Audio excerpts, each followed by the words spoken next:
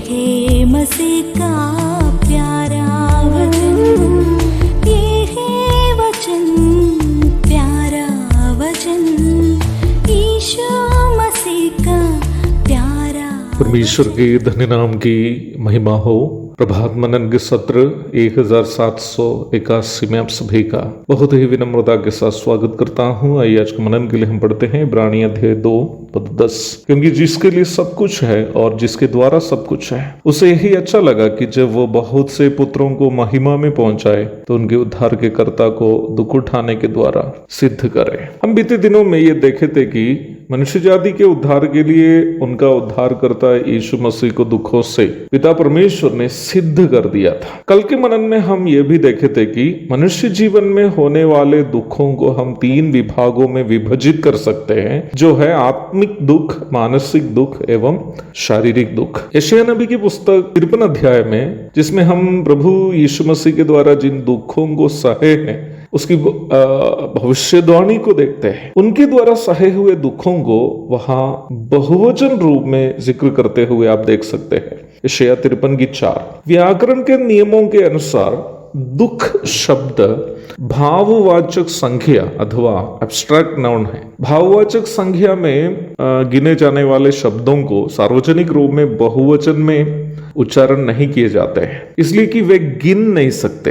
केवल एहसास किए जाने वाली बातों को विशेषकर भाववाची संख्या में इस्तेमाल किए जाते हैं। परंतु यशायाह नबी की पुस्तक 53 अध्याय के 4 में यीशु मसीह के द्वारा सहे हुए दुख को बहुवचन में इस्तेमाल किया है, जिसका कारण संभवतः ये हो सकता है कि उन्होंने दुख के तीनों रूप का अनुभव मेरे और आपके बदले में सहा है। आज हम आत्मिक दुख की चर्चा करते हैं जो यीशु मसीह ने हमारे बदले में सहा। हम कल भी ये बात देखे थे कि आत्मिक दुख हमारी आत्मा परमात्मा परमेश्वर से दूर हो जाने के कारण हमें अनुभव होने वाला एहसास है। मनुष्य को परमेश्वर ने 3 तत्वों से सृष्टि की है, जो है शरीर, प्राण और आत्मा। परमेश्वर ने मनुष्य को भौतिक शरीर इसलिए दिया ताकि हम भौतिक संसार से बात व्यवहार कर सके। परमेश्वर ने हमें प्राण इसलिए दिया ताकि हमारा शरीर और प्राण के बीच में संपर्क हो, और हमें परमेश्वर ने आत्मा इसलिए दी ताकि हम परमात्मा परमेश्वर से संपर्क कर सके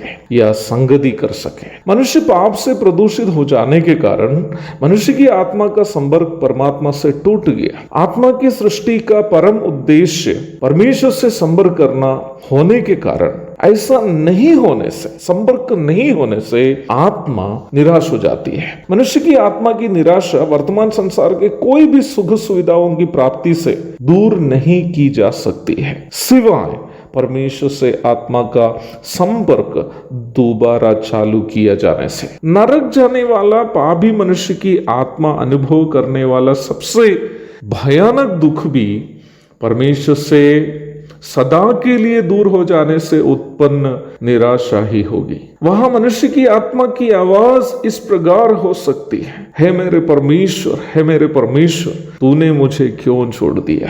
एक और मौका काश मुझे मिलता तो मैं परमेश्वर पाप से अलग होकर जीवन बिताता। हे मेरे परमेश्वर, हे मेरे परमेश्वर, तूने मुझे क्यों छोड़ दिया? पिता और पुत्र और पवित्र आत्मा के बीच का संबंध अनादिकाल से अनंतकाल तक का है। वे तीनों कभी भी एक दूसरे से अलग नहीं होते। यूहन्ना 10:30, 14:9, 14:23, 17:21 से 24 तक। परंतु दुनिया के इतिहास में एक बार पिता और पुत्र दोनों अलग हो गए। कलवरी के क्रूस पर जब प्रभु यीशु मसीह मनुष्य जाति के पाप को अपने ऊपर लेकर टांका रहा, पाप से नफरत करने वाला पिता परमेश्वर पुत्र को और उनके दुखों को नजरअंदाज कर दिया। जो पाप से अज्ञात था वह हमारे लिए पाप ठहराया गया, तो पवित्र परमेश्वर ने उनसे अपना मुंह फेर दिया। इस प्रकार सनातन परमेश्वर का सनातन पुत्र कलवरी पर पिता से त्यागा गया।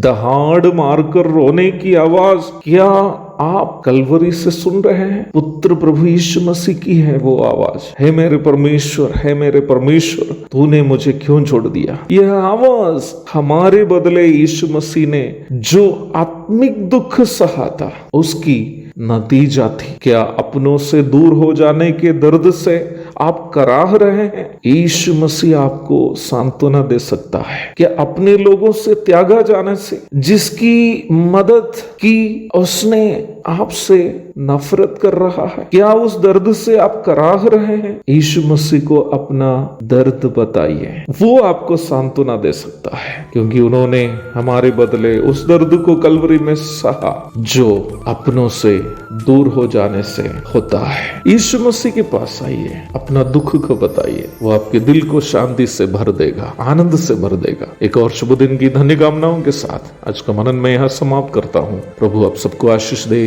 आमीन।